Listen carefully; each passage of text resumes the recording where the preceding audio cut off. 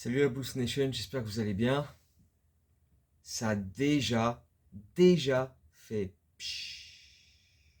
Tu vois, le soufflet il est monté et il est retombé aussi vite qu'il était monté. À peine Karnišovas et Eversley ont été dégagés, que Michael Reinsdorf il a tout de suite calmé tout le monde. Tous ceux qui commençaient à rêver que voilà, on allait faire plein de changements, que la franchise allait vraiment voilà, partir dans une nouvelle ère, que ça allait être vraiment. Voilà. Voilà, il a tapé une conférence de presse mardi soir qui a été absolument lunaire. Lunaire. Quelques heures avant que les Bulls s'imposent largement dans la salle vide des Wizards, et ce qui n'arrange en rien la loterie. Mais bon, ça, c'est pas ça le sketch. C'est pas ça le sketch. Le sketch, par contre, ou plutôt même le one-man show, c'est Michael Reinsdorf mardi, donc en conférence de presse. Déjà, il a débuté par un monologue où il a juste lu un texte qui sonnait mais hyper faux, pas sincère, tu vois, c'était genre... on aurait dit une IA, tu sais, c'était vraiment pas... On aurait dit un truc inventé, tu vois. Euh, et surtout qu'il a cité les mêmes trucs qui étaient dit dans le communiqué le lundi soir quand ça a annoncé le départ de Karnišovas et Eversley. Quand il dit j'entends la colère des fans et je la partage. Qui croit vraiment à ça en fait? Si tu partageais vraiment notre colère, mon cher Michael, si tu partageais vraiment ça, mais les départs de Karnišovas et Eversley, ils auraient été faits il y a 2 ans. On aurait pris une autre direction il y a bien longtemps, mon con. Sauf que, comme il l'a redit, enfin, comme il l'a fait comprendre en tout cas, il n'y a pas d'autre direction à prendre en fait avec cette franchise. C'est comme ça qu'on va faire et c'est marre. Hein. En tout cas, on va clairement pas tanker parce qu'il l'a redit encore, améliorer nos chances à la draft en tankant, c'est pas le genre de la maison, tu vois.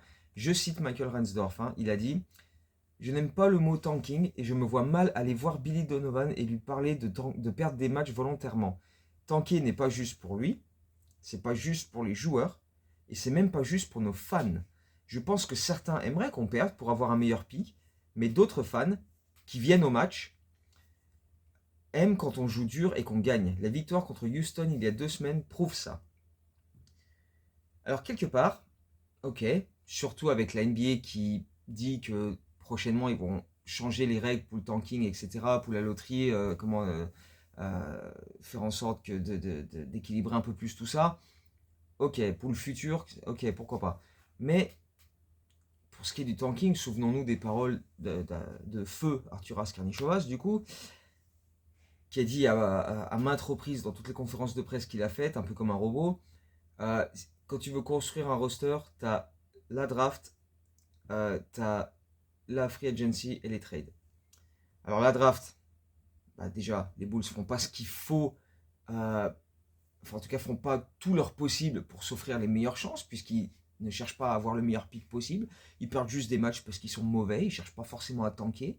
Donc voilà, là déjà ça, la draft, tu te démerdes comme tu peux même pas essayer de l'améliorer, c'est, bah voilà, on aura le pick 10 et puis voilà. La free agency, tu peux pas dépasser le salary cap et aller dans la taxe pour attirer des méga stars qui seraient totalement connes de venir d'ailleurs, parce que bah, le reste de la ligue est bien conscient que les Bulls, c'est une blague, depuis bien plus de 10 ans maintenant. Donc aucun joueur dans son prime et sain d'esprit se dit je vais signer à Chicago, ça va être... j'ai 26 ans, je suis dans le top de ma carrière, je vais signer aux Bulls et ça va être funky. Pas du tout. Donc voilà, sur 3 possibilités de construire ton roster, la draft, la free agency et, les trades, t'en as déjà 2 ou toi-même,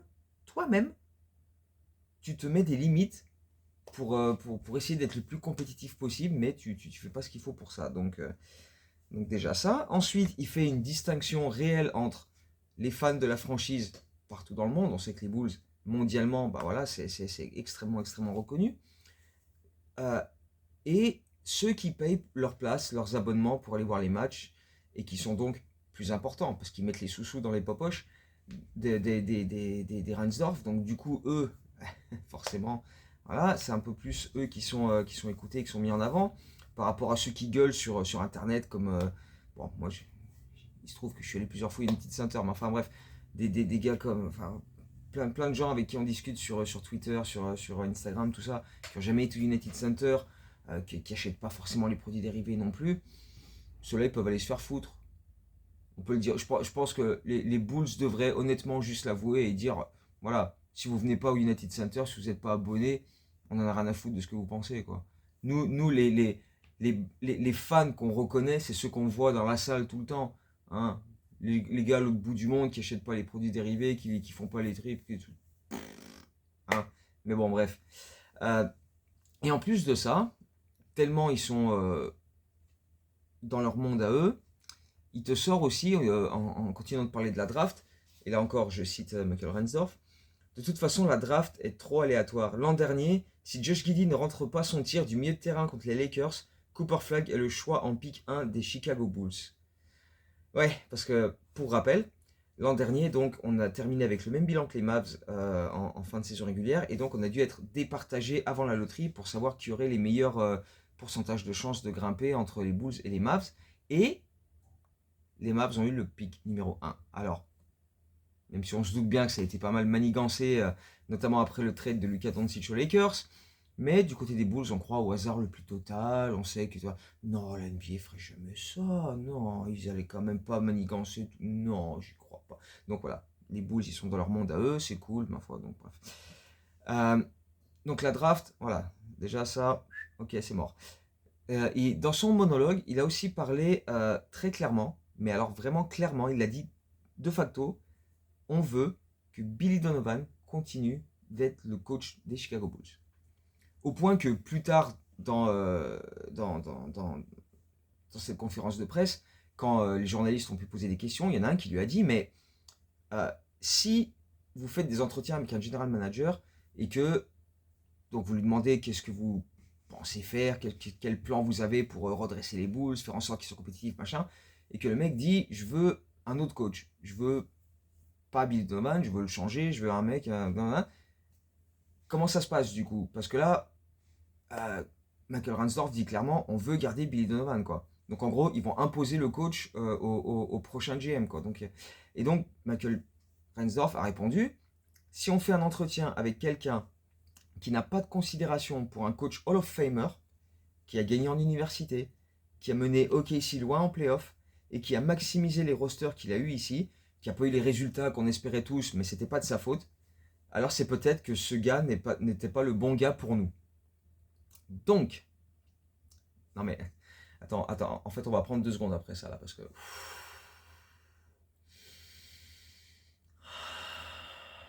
Donc, à moins que Billy Donovan, de lui-même, décide de partir, parce qu'on ne sait jamais, il peut avoir d'autres offres, il peut avoir des universités, et puis il se dit, bon, bah, peut-être que c'est un peu plus calme au niveau universitaire, et que c'est plus ma place, etc. On ne sait jamais, on ne sait jamais.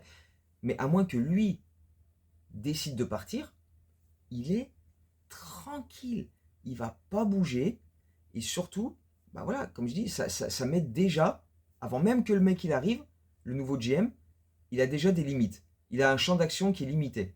Dans quel monde, sur quelle planète, dans quel métaverse, tu cherches un general manager en lui donnant comme mission d'être compétitif, d'aller en playoff tous les ans, etc. Comme il a dit, hein, Michael Reinsdorf a dit, voilà, on veut que les Bulls soient une équipe forte sur la durée, pas juste 1 an ou 2 où on va viser haut, mais juste voilà, essayer d'aller en playoff régulièrement et puis bah, peut-être viser un jour un titre, etc. Comment donc tu vas chercher un general manager en lui disant fais ça, mets-nous en playoff tous les ans, euh, mais t'as pas le droit de toucher au coach. Donc déjà que les Bulls ils veulent pas payer la taxe, ils veulent pas tanker. Donc ton champ d'action il est même plus limité, il est presque inexistant en tant que general manager. Qu'est-ce que tu veux faire? T'as pas le choix. Tu dois faire avec Billy Donovan. Sans déconner, on marche à l'envers. On marche pas à l'envers, sans déconner. À quoi ça sert du coup? Parce que si c'est pour mettre un type qui n'aura aucun pouvoir, qui pourra même pas changer un gars qui est en dessous de lui dans la hiérarchie, parce que les mecs au-dessus de lui, ils kiffent le mec qui est en dessous. Tu vois?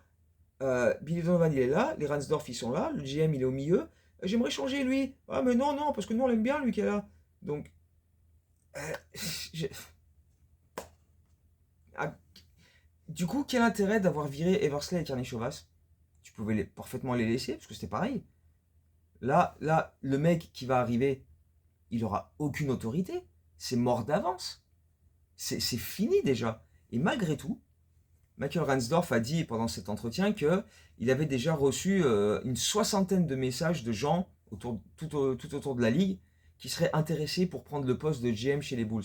Bah, tu m'étonnes, sécurité de l'emploi, hein, t'es peinard un moment, hein, tu peux faire toutes les conneries que tu veux, t'es tranquille.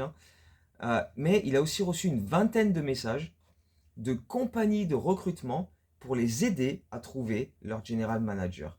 Parce que oui, ça aussi, putain, les Bulls vont employer une compagnie qui va les aider à trouver les meilleurs profils. Genre, ils vont sur Indeed, ils vont mettre une annonce, ils vont étudier les différentes candidatures qu'ils vont recevoir et tout, et ils vont trier, ils vont faire ouais, non, ça c'est pas trop ce qu'on cherche, ça c'est pas mal, tu vois. Parce que Michael Ransdorf et les gars qui sont autour de lui, dont John Paxson, hein, qui est toujours là, ne sont pas capables de faire les bons choix eux-mêmes. C'est limite, franchement, c'est limite s'il était à la page. Michael Ransdorf, il prendrait son phone, il ferait hey, ChatGPT, qui serait un bon general manager pour les Bulls? Sans déconner. Mais honnêtement, dans quel univers on se trouve? Dans quel univers on se trouve? Le mec est COO d'une des plus grandes franchises de l'histoire du sport US.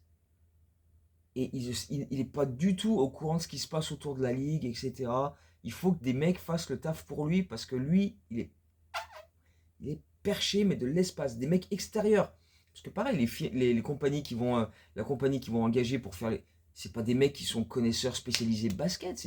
Nous, on cherche juste, voilà, tu nous dis, on cherche tel genre de profil pour un taf, et puis nous, on te met en relation. C'est comme, voilà, c'est Indeed, c'est le Pôle emploi. Voilà. Enfin, honnêtement, je sais pas, j'ai pas les mots là. J'ai pas les mots. Mais apparemment, il y a eu d'autres franchises qui ont fait ça ces dernières années, qui ont eu recours à ça pour trouver le gars qu'il leur fallait au poste de GM ou autre. Donc, et selon Michael Reinsdorf, ça va permettre de faire le point sur un peu les autres franchises, voir ce qui fonctionne, voir ce qui fonctionne pas, et trouver les gens auxquels lui-même n'aurait pas pensé. Et ben, c'est quand même assez merveilleux tout ça. Alors, il a quand même admis, hein, il a fallu aller le chercher, mais il a fini par l'admettre. Euh, Grosse admission, attention, hein, comme si on s'en était jamais rendu compte nous-mêmes. Attention, vous êtes prêts, asseyez-vous. Il a admis que les Bulls, historiquement, n'ont jamais eu des general managers qui étaient forts en communication. Alors là, moi, je suis tombé de ma chaise. Hein, je fais non, tu déconnes. Il se fout de notre gueule. Non, on n'avait pas remarqué. Non, non, il est fou, il est fou. Il est fou. Il est pas bien, il est pas bien.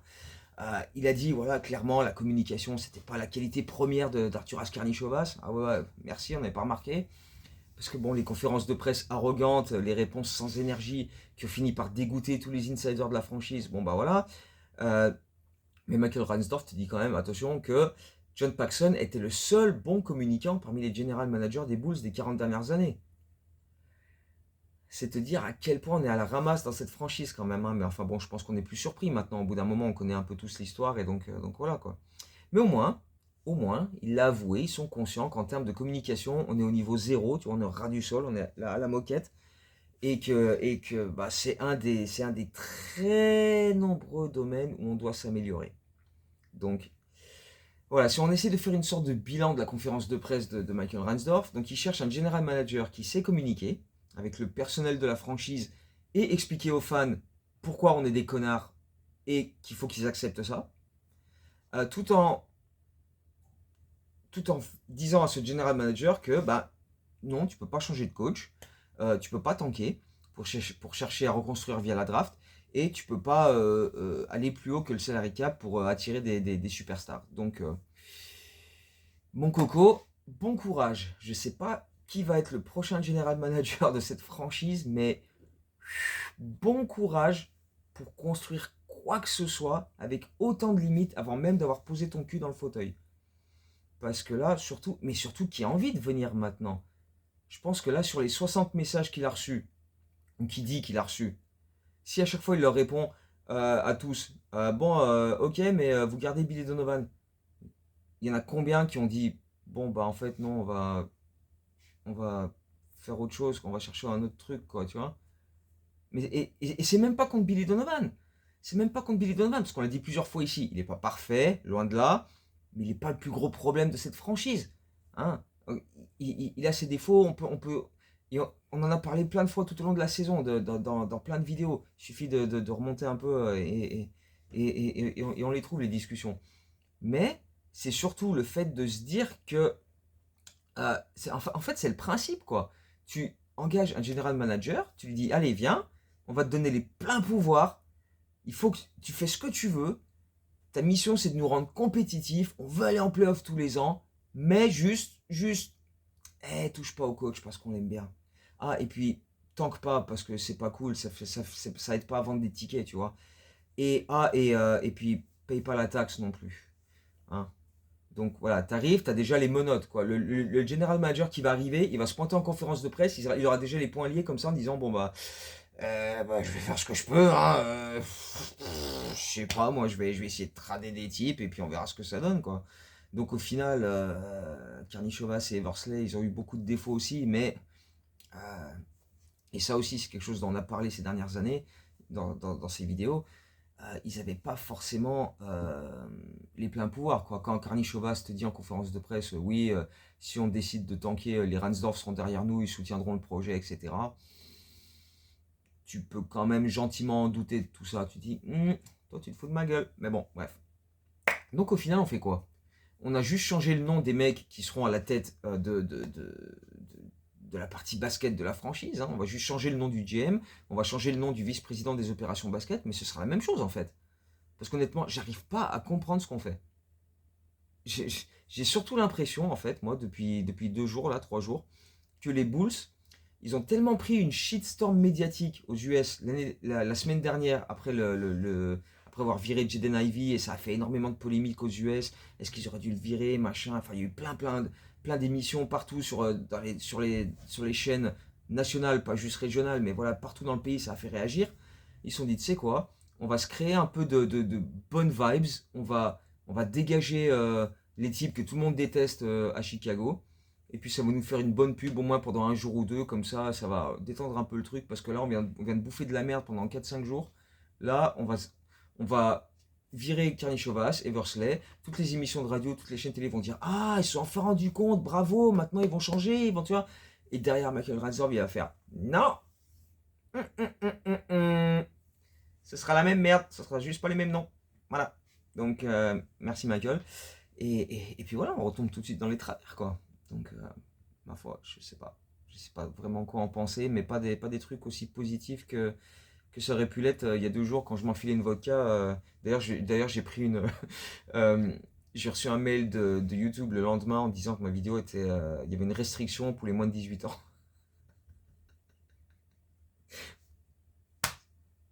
Bah les couilles. Bref. Donc, je sais pas si. Enfin, bref, je sais pas trop quoi penser de tout ça.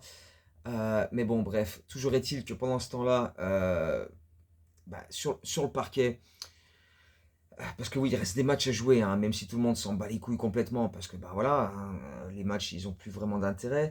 On a donc gagné mardi soir sur le parquet des Wizards, dans la salle vide, quasiment totalement vide des Wizards.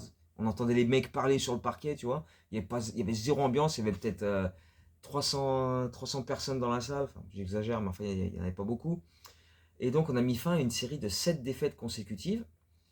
Et malheureusement, on a relancé Milwaukee, qui revient à une victoire derrière nous dans la course au pire slash meilleur bilan pour aller à la loterie. Donc maintenant, on est en 30 victoires, 49 défaites. Milwaukee est à 31 victoires, 48 défaites, avec 3 matchs à jouer pour chaque équipe. Sachant que nous, on rejoue à Washington ce soir. Donc, on va gagner. Hein. Et on reçoit Orlando le lendemain, donc vendredi en back-to-back. Et dimanche, on va à Dallas pour terminer la saison. Euh, c'est pas gagné encore cette histoire avec Milwaukee, hein.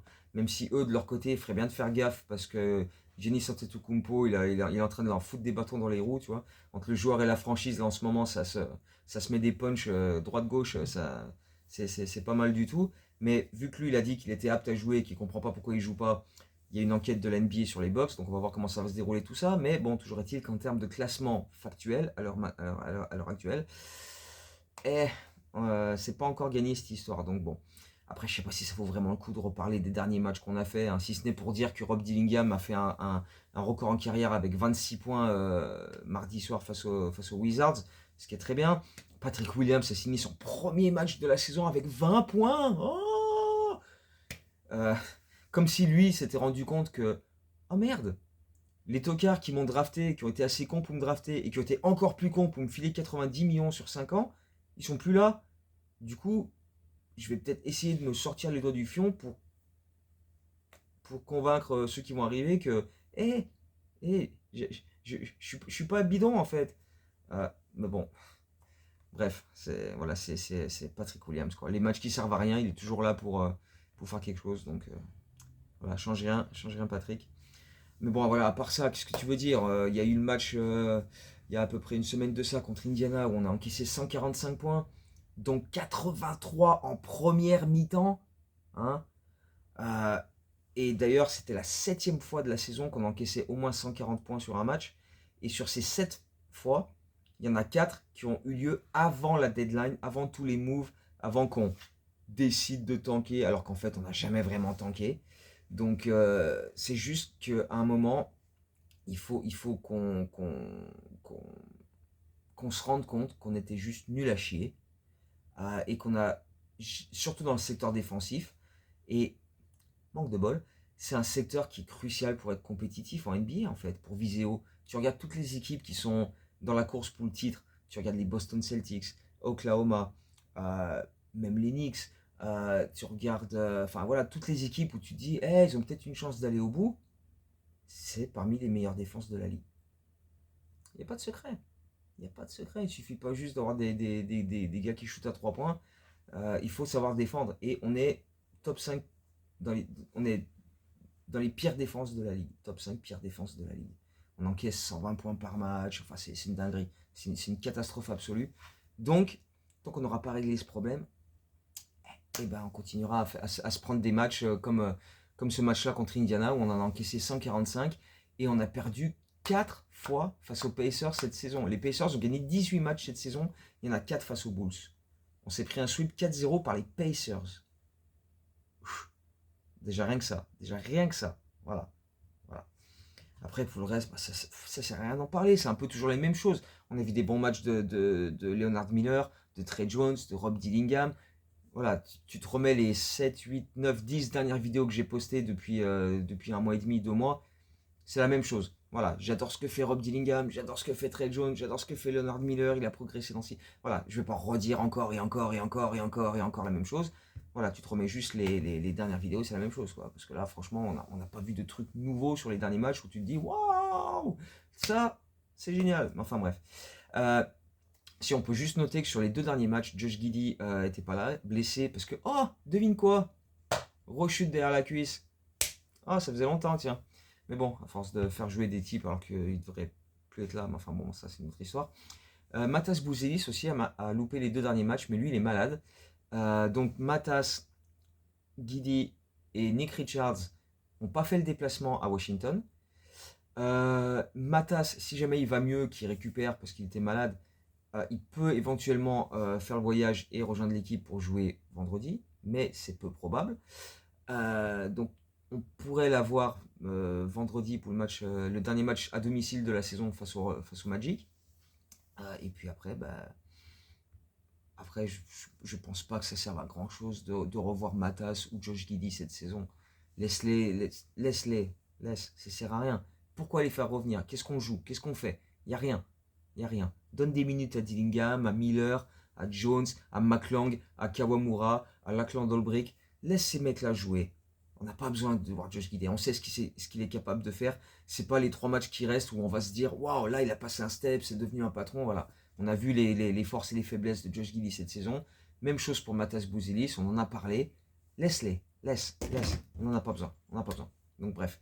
On a aussi perdu Isaac Okoro qui s'est blessé juste avant la mi-temps dans le match à Washington mardi. Donc lui, pareil, il a joué, il a loupé quelques matchs par-ci par-là cette saison, mais on sait ce qu'il vaut. Voilà, les 3 matchs qui restent, on va rien apprendre de plus. Tranquille, il n'y a pas besoin de qui force pour revenir. Pourquoi faire? Ça va faire comme Jalen Smith. La seule chose qui peut arriver, c'est qu'il se blesse de manière plus sérieuse. Donc voilà, c'est même pas la peine. Pourquoi? Voilà. Donc il reste 3 matchs pour savoir si on aura pas le huitième, ce serait génial, mais le neuvième ou le 10e pire bilan de la ligue pour se pointer à la loterie le 10 mai, donc dans un tout petit peu plus d'un mois. On saura peut-être d'ici là si on a un nouveau general manager, qui ce sera, si on a aussi un nouveau VP des opérations basket, ou si on prend juste un gars qui fait les 2 rôles, ou est-ce qu'on en prend 2, parce que ouais, ça ils sont pas encore sûrs exactement de comment ils vont faire non plus. Donc, et puis si Billy Donovan, la semaine prochaine, il se pointe dans les bureaux en disant ciao les gars, moi c'est marre, t'as en plus un coach à aller chercher, et alors là, là, les 3 mois qui arrivent, ça va être une espèce de dinguerie. Chercher un coach, préparer la draft, la loterie, la free agency. Ça va être explosif. Donc voilà. Mais peut-être que Michael Ransdorf a déjà demandé à ChatGPT qui pourrait être le prochain entraîneur des Bulls. Parce que voilà, on verra bien. Donc, on va voir comment ça va se dérouler tout ça. Mais franchement, cette conférence de presse de mardi soir, elle a rassuré absolument personne. Personne n'est ressorti de là en se disant waouh, là, on va claquer des culs. Non, on va juste se claquer le nôtre parce qu'on a été assez con pour y croire pendant 2 jours. Donc voilà.